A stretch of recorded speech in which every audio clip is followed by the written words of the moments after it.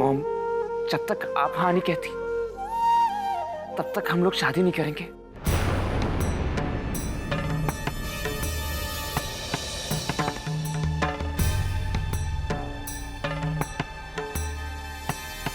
शादी तो दूर मॉम, जब तक आप राजी नहीं होती तब तक हम लोग मिलेंगे भी नहीं, चाहे इसके लिए हमें अपने प्यार की कुर्बानी क्यों ना देनी पड़े।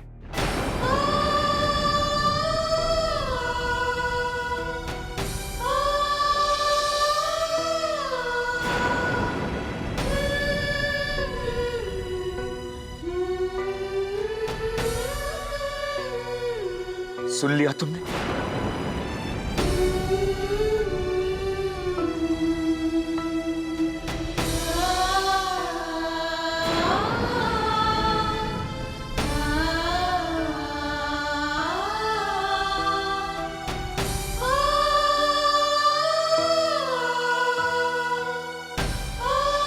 सॉरी रणवीर।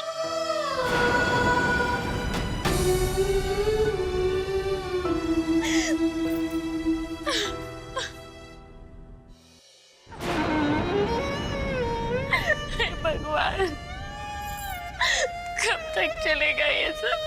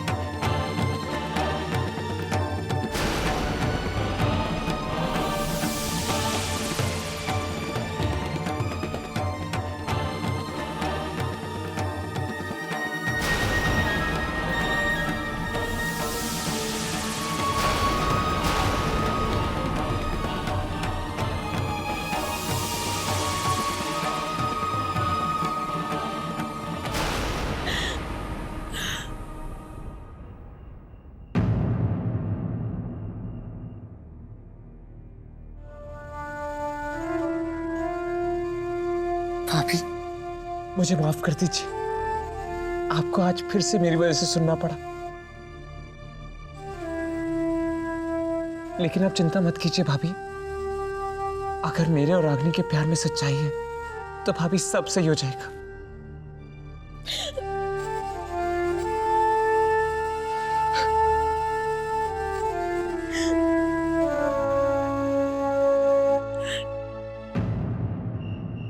रणवीर से मिलने गई थी तू, और तू इसका साथ दे रही थी।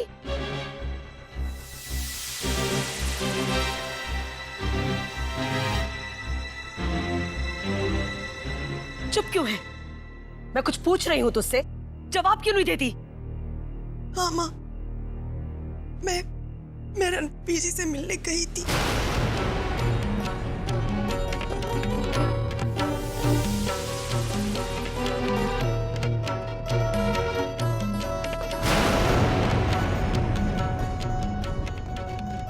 बिना किसी को बताए इतनी रात गए?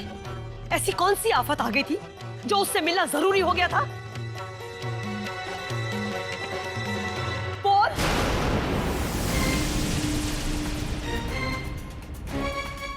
अरे इतना कुछ हो गया इस घर में, फिर भी तसल्ली नहीं हुई तुझे? दरअसल माँ जी, तो बात ऐसी है कि तू चुप कर वीनू की बहू।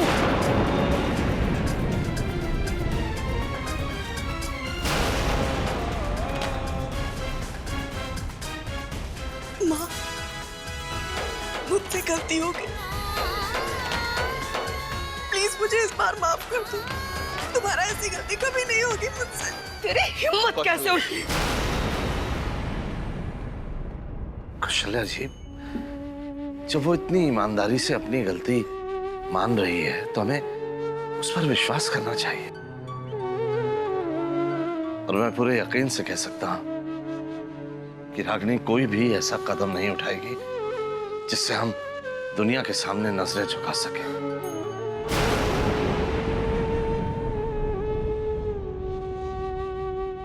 इसे जो करना था वो कर चुकी। अब कौन सी कसर बची है बेइज्जत होने में? अब बचा ही क्या है?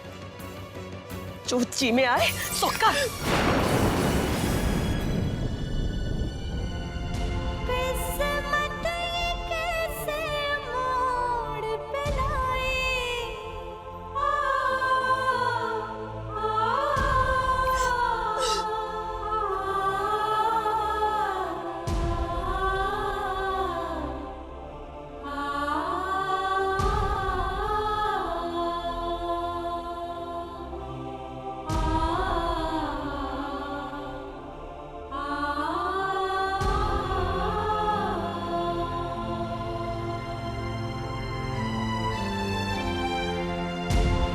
कैसे पार होगी ये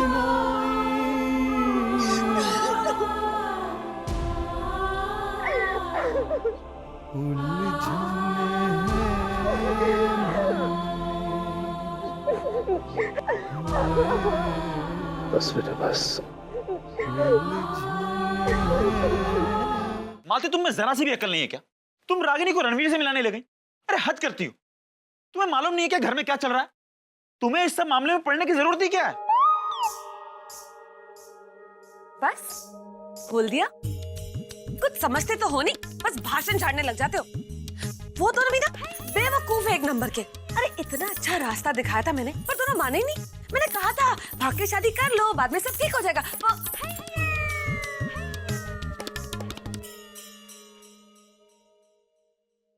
क्या तुमने उसे भागने के लिए कहा? और नहीं तो क्या। अरे दोनों आस लगाए बैठे थे कि जब वसु जी हाँ कहेंगी ना तब हम शादी करेंगे। अरे बुढ़ापा आ जाएगा लेकिन वसुंधरा जी हाँ नहीं कहती, पर दोनों माने ही नहीं। इतना मशहूर गाना है, प्यार किया तो डरना क्या। दोनों ने सुना तो होगा ही नहीं, डरपोक कहेंगे। आज तुम्हारा दिमाग खराब हो गया। ये तो भगवान का शुक्र है कि उन्होंने तुम्हारी बात नहीं मानी, वरना जाने क्या हो जाता। जो भी होता ना अच्छा ही होता। अरे जब मियाँ बीवी राजी तो भाड़ में जाए काजी। अब आप देखो, आप मुझे इतना चाहते हो तो मैं क्या किसी से डरती हूँ क्या? हुक्म चलाती हूँ अपना, है कि नहीं? क्या क्या करती हूँ? कौन चला लेती हूँ, मतलब मैं सबकी इज्जत नहीं करती क्या? और हमारी रागिनी, वो क्या कम है किसी को इज्जत देने में? देख लेना, इतना अपमान होने के बावजूद भी ना वो वसुंधरा जी को बहुत सम्मान देंगी अगर ये शादी हो गई तो। बाबूजी भी ना अब ये फालतू की शर्त नहीं रखते तो घर में रोने धोने और चीखने चिल्लाने के बजाय मीठी मीठी शहनाइयां नहीं बजती। मालती, तुम पागल हो गई हो। बाबूजी ने जो कुछ किया ठीक किया। अरे अगर भागकर शादी कर लेती तो वसुंधरा जी क्या गले लगा लेती उसे? अरे उनकी नफरत का सामना तो करना ही पड़ता ना उसे। तब अरे तब की तब देखते। झूठ तो मैं बोलती नहीं। जब गुलाब का फूल पसंद है तो कांटे से क्या डरना? तुम्हारा कुछ नहीं हो सकता।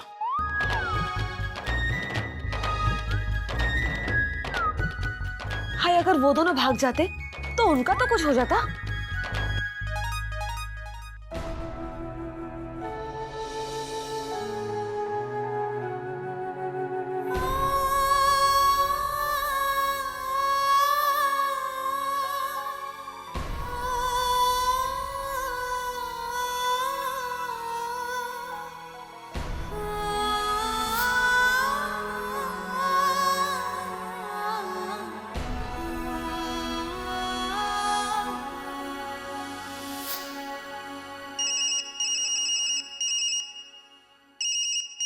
रणवीर जी,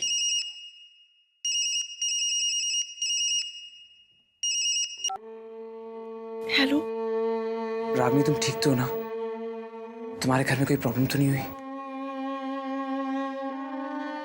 नहीं रणवीर जी, यहाँ सब ठीक है।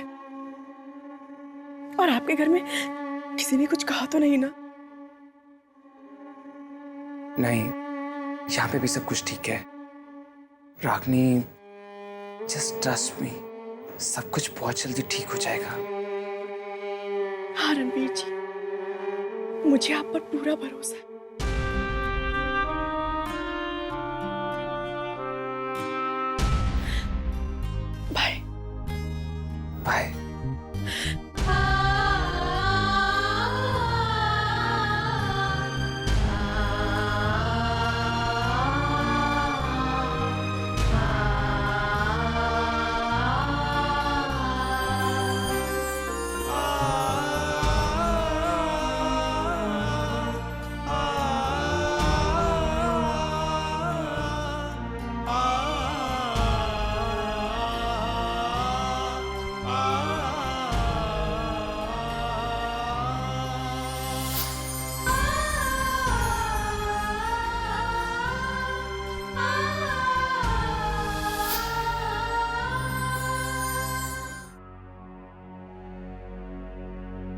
रणबीर। जी डैड।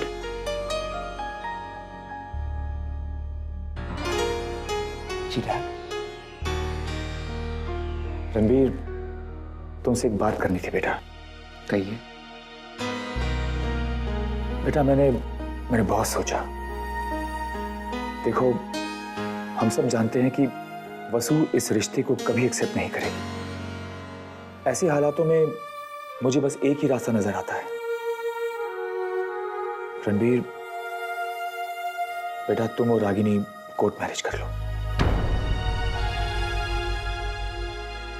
हाँ बेटा, मैं और सत्यन विटनेस के तौर पर आ जाएंगे। देखो देखो, एक बार शादी हो जाएगी तो आई एम श्योर धीरे धीरे सब अपने आप ठीक हो जाएगा। डैड, यही बात तो रागनी की भाभी भी कह रही थी हमसे। लेकिन डैड, अपने बड़ों को दुख देके अपनी खुशी हासिल करना ना मुझे मंजूर है और ना रागनी को।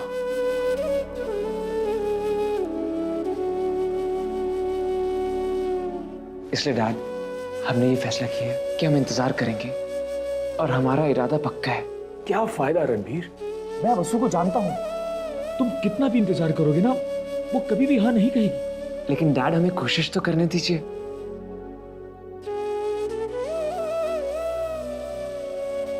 कितनी अजीब बात है। मैं बीइंग योर फादर तुम्हें कोर्ट मैरिज करने की सलाह दे रहा हूं, और तुम मेरे बेटे, जिसकी पूरी जिंदगी, जिसकी हर खुशी इस फैसले पे टिकी, उसूलों की वजह से इनकार कर रहा है। आज की इस जनरेशन में ऐसे जज्बे कहां देखने को मिलते हैं। Anyway, मैं तो सिर्फ इतना कह सकता हूं बेटा कि मैं हमेशा तुम्हारे साथ हूं। मेरा आशीर्वाद हमेशा तुम्हारे साथ है। I'm proud of you, my son.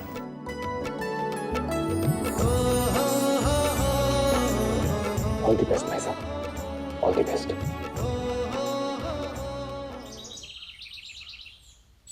बिल्कुल, हम बस वहां पहुंच जाएंगे। आप अपनी तैयारियां शुरू कर दें। ठीक है। न जाने ये सब कब तक चलेगा।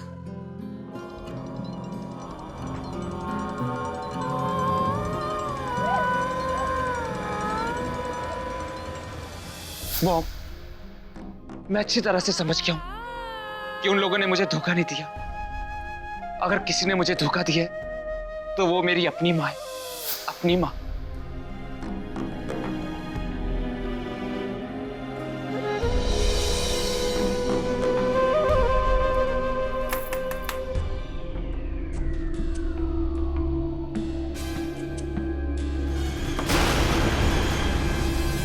मम्मी जी, क्या मैं अंदर आ सकती हूँ?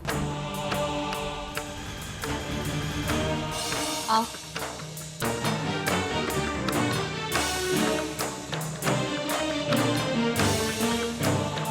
अब हमसे क्या काम है? मम्मी जी, मैं आपसे कुछ बात करना चाहती हूँ।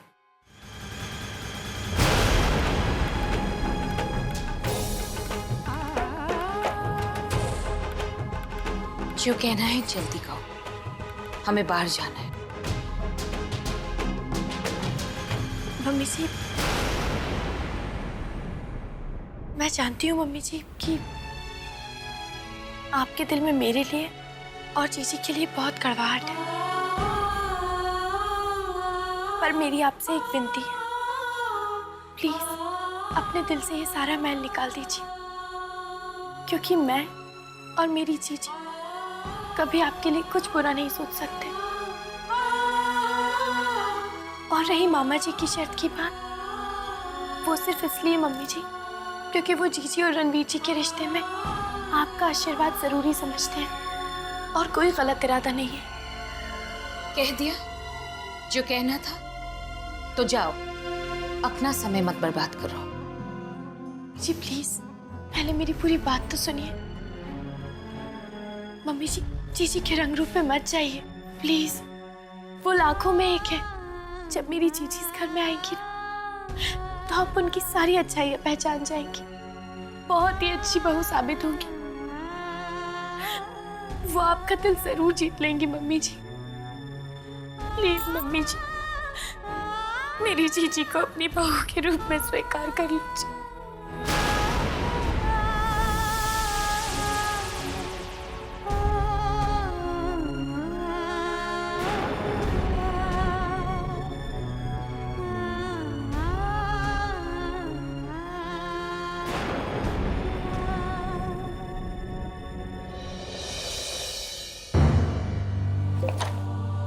रणवीर, बेटा जितना जल्दी हो सके ये अकाउंट्स जिसमें नवीन ने कंफ्यूजन्स कर रखे हैं सबको क्लियर कर दो, ओके? डैड, काश विनीत जी हमें फिर से ज्वाइन कर लें। मेरा मतलब, वो अकाउंट्स में काफ़ी एक्सपर्ट है। उन्होंने पहले भी काफ़ी गलतियां दिखाई थी मुझे, लेकिन मैंने उनकी बात सीरियसली नहीं ली। कम इन। अरे विनीत, अरे आओ आओ, बैठो। जी नहीं, थैंक यू सर। सर मैं ये ऑफिस की चाबियां रह गई थी मेरे पास, वही लौटाने आया था।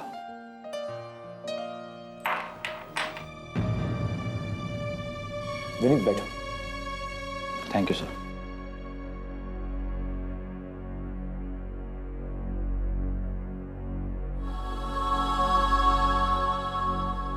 विनीत जी, ये चाबियां आप अपने पास रखिए, क्योंकि आप हमें फिर से ज्वाइन कर रहे हैं। हाँ विनीत, रणवीर इज राइट। तुम तुरंत अपनी पोस्ट फिर से ज्वाइन कर लो। It will be of great help to us. और फिर मेरी भी टेंशन दूर हो जाएगी। सर, आप लोग मुझ पर इतना विश्वास कर रहे हैं, इसके लिए बहुत बहुत शुक्रिया। लेकिन मैं ये नौकरी दोबारा ज्वाइन नहीं कर सकता।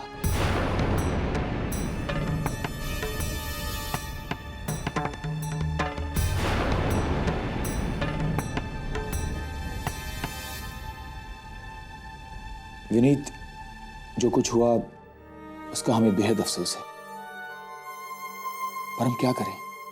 तुमसे सच्चे दिल से माफी मांगने के अलावा हम और क्या कर सकते हैं? ऐसा मत कहिए सर, मेरे मन में आपके लिए कोई नाराजगी नहीं है। मैं अगर नौकरी से मना कर रहा हूं तो इसलिए नहीं कि मैंने तकलीफ सही, बल्कि इसलिए कि मैं अपने माँ बाबूजी को और तकलीफ नहीं देना चाहता। उन्होंने मेरी वजह से बहुत दुख झेले। हम समझते हैं विनीत, लेकिन सर आप जो कह रहे हैं वो मैं समझ रहा हूँ, लेकिन हालात इस वक्त इस तरह से उलझे हुए हैं कि कब क्या हो जाए कुछ नहीं कह सकते। देखो विनीत, कभी कभी जल्दबाजी में लिए गए फैसले पूरी जिंदगी पर असर छोड़ जाते हैं।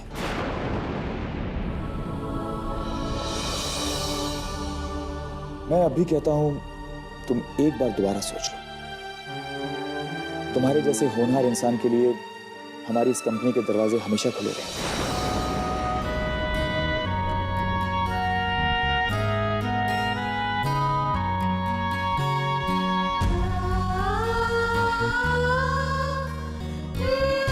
ठीक है सर, मैं सोचकर जवाब देता हूँ। चलता हूँ।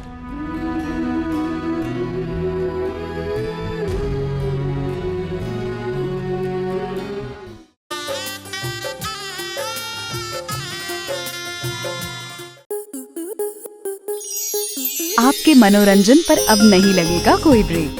स्टार प्लस के बेहतरीन शोज देखने के लिए लाइक, शेयर और सब्सक्राइब करें स्टार प्लस यूट्यूब पेज को।